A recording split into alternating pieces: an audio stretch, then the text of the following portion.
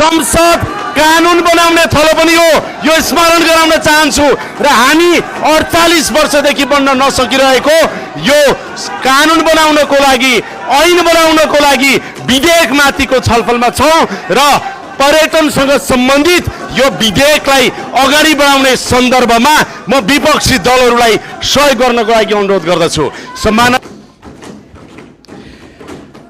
सम्माननीय सभामुख महोदय, मलाई आज गहिरोसँग महसुस भयो। त्यो के भने 8वटा अध्यादेश सरकारले किन ल्याउनु पर्यो भनेर आज महसुस भइरहेको छ। मलाई किन ल्याउनु पर्यो भनेर महसुस भइरहेको छ सभामुख महोदय। संसद यसै गरी चलेर विगत 10 वर्षदेखि हामीले 72 सालमा बनेको संविधानपछि जति ऐन र कानुनहरू संसदले बनाउनु पर्थ्यो त्यो कानुन किन बन्न सकेन भनेर यो तमासाले देखाइरहेको छ।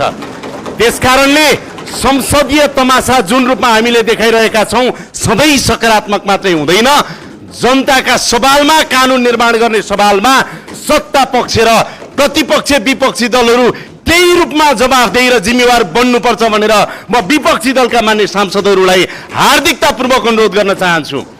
आज यहाँहरूलाई म स्मरण गराउन चाहन्छु, आधा शताब्दी भएछ पर्यटन सम्बन्धी ऐन नबनेको, 48 वर्ष भएछ। 48 वर्षदेखि बन्न नसकेको ऐन हामी बनाउने प्रक्रियामा अगाडि बढिराख्दाखेरि तपाईँ एउटा प्रधानमन्त्री उपस्थित हुने या नहुने कुराले आधा शताब्दीदेखि बन्न नसकेको तपाईको यो ऐन बनाउने प्रक्रियालाई तपाईले हल्काउन मिल्छ? मिल्दैन। सम्माननीय सभामुख महोदय, त्यसैले म यहाँहरूलाई आग्रह गर्न चाहन्छु, संसद विपक्षीहरूले अवरोध गर्ने थलो त हो, तर संसद कानुन बनाउने थलो पनि हो। संसद कानुन बनाउने थलो पनि हो, यो स्मरण गराउन चाहन्छु।